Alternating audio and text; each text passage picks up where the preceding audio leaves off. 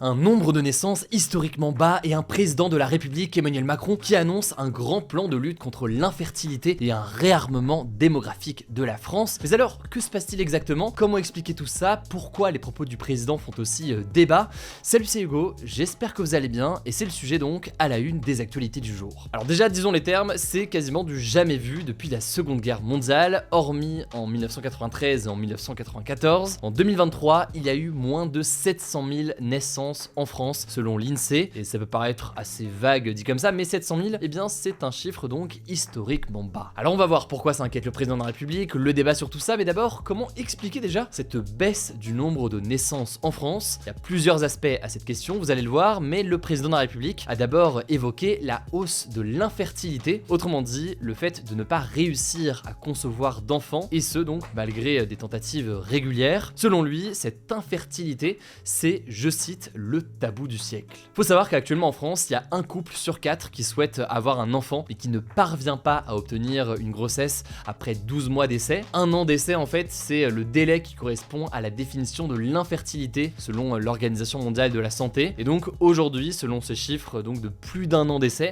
eh bien c'est 3,3 millions de Français qui seraient directement touchés par l'infertilité, hommes et femmes. Cette infertilité, elle est notamment liée au mode de vie comme la mauvaise alimentation, notamment les aliments ultra transformés, ou encore le tabac, le manque de sommeil, ou encore le stress. Il y a aussi la question de nombreux polluants qui sont présents dans notre environnement et qui peuvent avoir un impact sur notre capacité à faire et à concevoir des enfants. On avait déjà fait une vidéo sur le sujet l'an dernier, je vous mets le lien directement en description. Il y a donc un sujet d'un point de vue de l'infertilité, sauf que, eh bien, on ne peut pas dire que la baisse du nombre de naissances, elle est liée uniquement à l'infertilité. Il y a d'autres raisons et d'autres choses aussi qu'il faut avoir en tête. Déjà, les Français qui veulent des enfants les veulent souvent de plus en plus tard, notamment les personnes qui font des études de plus en plus longues. Du coup, forcément, eh bien, ça peut participer à faire chuter le nombre moyen d'enfants par femme. En effet, l'âge moyen pour une femme à la naissance du premier enfant, c'était de 24 ans en 1973. Aujourd'hui, en 2023, il est autour de 29 ans.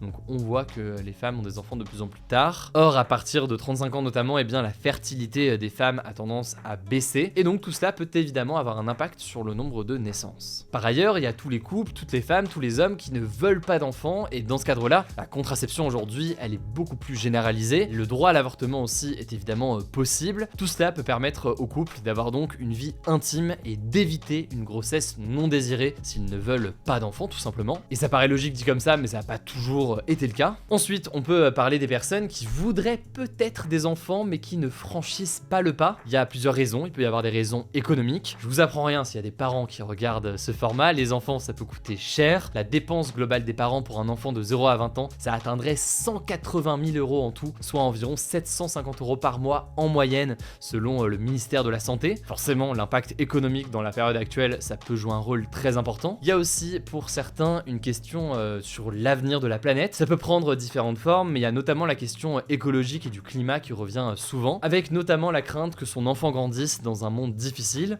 ou alors c'est un peu un autre aspect de la question, on entend aussi certains témoignages de personnes qui posent la question d'un point de vue de l'impact d'une naissance sur l'environnement. Bref, quand on combine ça à l'actualité assez anxiogène en ce moment, un contexte international bien qui est tendu, tout cela peut dissuader certaines personnes de faire des enfants. D'un point de vue davantage à l'échelle des individus maintenant, il y a aussi la question de l'épanouissement personnel.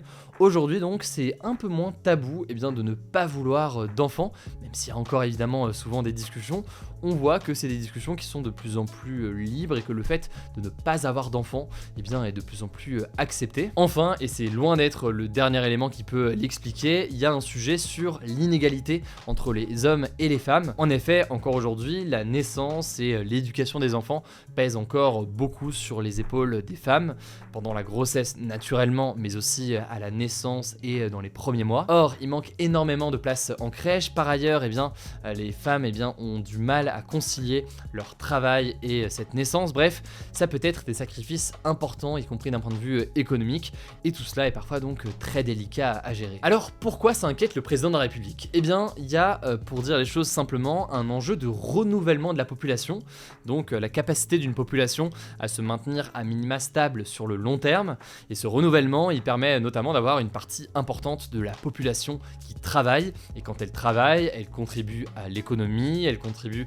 via ses cotisations, taxation, son imposition, elle contribue aussi au financement des retraites des personnes les plus âgées. Bref, il y a un enjeu économique qui est très important ici pour le président de la République. Le truc, c'est que pour avoir un renouvellement de la population, il faudrait idéalement atteindre 2,1 enfants par femme. Et aujourd'hui, en l'occurrence, eh bien, on n'est pas sur ces chiffres-là. Bref, face à tout cela, que propose Emmanuel Macron et pourquoi ça fait débat? Il y a deux choses qu'on peut noter. Première chose, c'est la création d'un congé de naissance qui viendra remplacer l'actuel congé parental et qui permet aujourd'hui aux parents de suspendre ou de réduire donc leur activité professionnelle pour s'occuper de leur enfant. Je vous la fais courte, mais ce nouveau congé de naissance annoncé par le président, il sera plus court, 6 mois maximum contre 3 ans jusqu'ici, mais il sera mieux rémunéré et il permettra selon lui aux deux parents d'être au plus près de leur enfant. Je vous passe tous les détails dans l'immédiat, mais ce congé parental fait vivement réagir. Certains s'inquiètent notamment de la réduction du congé parental et de sa durée. On aura l'occasion évidemment d'en reparler, mais certains estiment aussi que ce ne sera pas suffisant pour inverser certaines tendances et notamment des inégalités sur le partage des tâches au sein d'un couple, ce qui peut donc avoir un impact aujourd'hui. Mais ça, c'est donc le premier élément qui a été évoqué. Le deuxième élément qui a été évoqué par le président de la République hier, il concerne l'infertilité, donc l'incapacité d'avoir des enfants alors qu'on en voudrait. Là, en l'occurrence, le gouvernement va bientôt présenter un grand plan de lutte contre l'infertilité. Pour le moment, on n'a pas beaucoup d'infos sur ce que va contenir ce plan, mais selon le journal La Croix, il pourrait s'inspirer d'un rapport qui a été remis en 2022 par le professeur et gynécologue Samir Hamama, spécialiste de la reproduction. Et ce rapport, il évoque notamment deux choses, un enjeu de sensibilisation à l'école sur certains sujets, mais aussi une accélération de la recherche sur certaines causes médicales de l'infertilité. On peut citer notamment la question de l'endométriose. L'endométriose, c'est une maladie gynécologique très importante qui peut être très douloureuse, avoir des impacts immenses et qui touche aujourd'hui une femme sur 10. On en a déjà parlé dans les actualités du jour. Enfin, certains évoquent éventuellement l'idée de mettre des avertissements sur certains produits qui pourraient affecter ce que l'on appelle la réserve ovarienne des femmes. Bref, beaucoup d'aspects qui font réagir, notamment certains termes d'ailleurs qui ont fait débat. Ce terme notamment qui a été utilisé par le président de la République de réarmement démographique, un terme qui a été approuvé par certains, tandis que d'autres, et notamment des organisations féministes, estiment qu'on ne faisait pas d'enfants pour armer ou réarmer un pays, et que de telles politiques pouvaient se retourner contre les femmes. Quoi qu'il en soit, vous l'aurez compris, on n'a pas énormément de détails dans l'immédiat, ce sera le rôle du gouvernement de préciser tout ça, donc on verra les annonces qui sont faites par le gouvernement et le débat le cas échéant. Je laisse la parole à Léa et je reviens juste après. Merci Hugo et bonjour à tous, on commence avec cette actu. Un accord a été trouvé entre Israël et le Hamas pour faire entrer de l'aide humanitaire pour les civils à Gaza en échange de médicaments pour les otages israéliens et étrangers qui y sont détenus. C'est ce qu'a annoncé le Qatar qui a mené les négociations avec la France. Le Hamas et d'autres groupes armés détiennent toujours 132 otages à Gaza, dont certains sont morts depuis l'attaque meurtrière du Hamas du 7 octobre en Israël qui a fait 1200 morts selon Israël. Les médicaments qui sont destinés aux 45 otages les plus vulnérables ont été envoyés ce mercredi. D'ailleurs, toujours sur la situation à Gaza, les frappes sur le sud du territoire se sont multipliées dans la nuit de mardi à mercredi près de l'hôpital Nasser de Khan Younes, la plus grande ville du sud de Gaza. Selon Israël, c'est là que se cacheraient les dirigeants locaux du Hamas. Depuis le début de la guerre, plus de 24 000 personnes sont mortes à Gaza selon le Hamas, qui est la seule source disponible sur place. Deuxième actu, l'Iran a annoncé ce mardi avoir tiré des missiles balistiques sur le nord de la Syrie et dans la région autonome du Kurdistan irakien au nord de l'Irak. Ces tirs ont fait au moins 4 morts et 6 blessés selon les autorités locales. Ils ont été revendiqués par les gardiens de la révolution iranien, une branche des forces armées iraniennes qui est chargée de protéger le régime islamique de l'Iran. Ils affirment avoir ciblé un quartier général d'espionnage qui appartiendrait à Israël, ainsi qu'un rassemblement de groupes terroristes anti-iraniens. En fait, ces tirs seraient une réponse aux assassinats ciblés menés par Israël contre de hauts cadres de l'axe de la résistance, qui réunit les alliés de l'Iran au Liban, en Syrie, en Irak et au Yémen, mais aussi une réponse à l'attentat revendiqué par l'organisation État islamique qui a fait plus de 90 morts en Iran début janvier. Alors suite à ces tirs, les autorités irakiennes ont convoqué le chargé d'affaires iranien à Bagdad, la capitale du pays.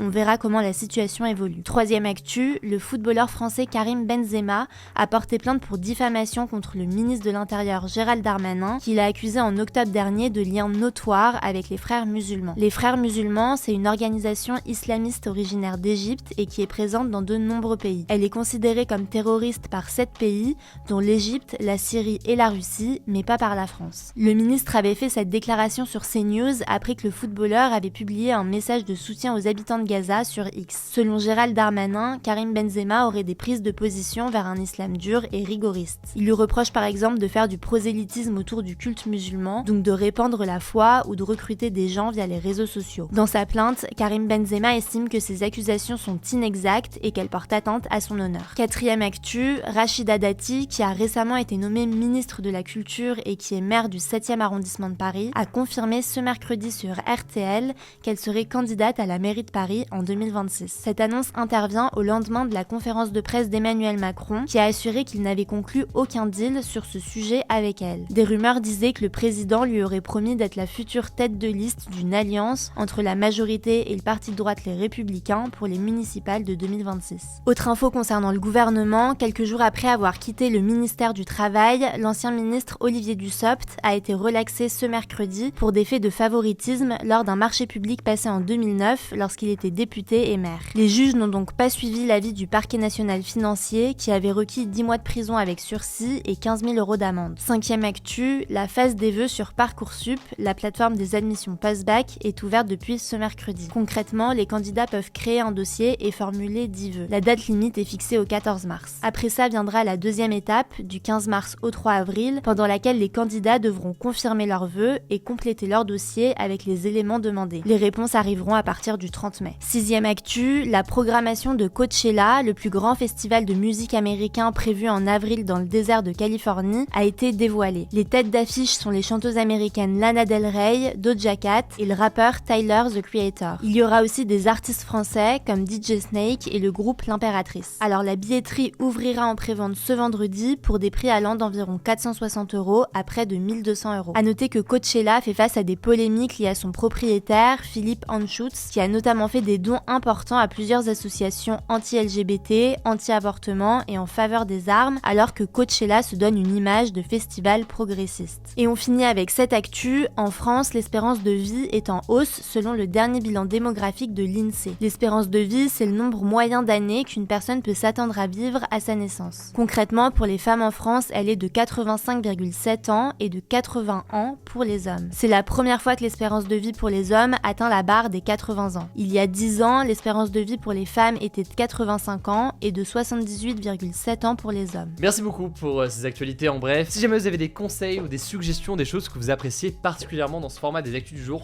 n'hésitez pas à me le dire dans les commentaires sur YouTube. On prend le temps chaque jour de lire vos commentaires et de voir ce qu'on peut changer, ce qu'on peut améliorer. Donc n'hésitez pas. Prenez soin de vous, prenez soin de nos proches et puis je vous dis du coup à très vite.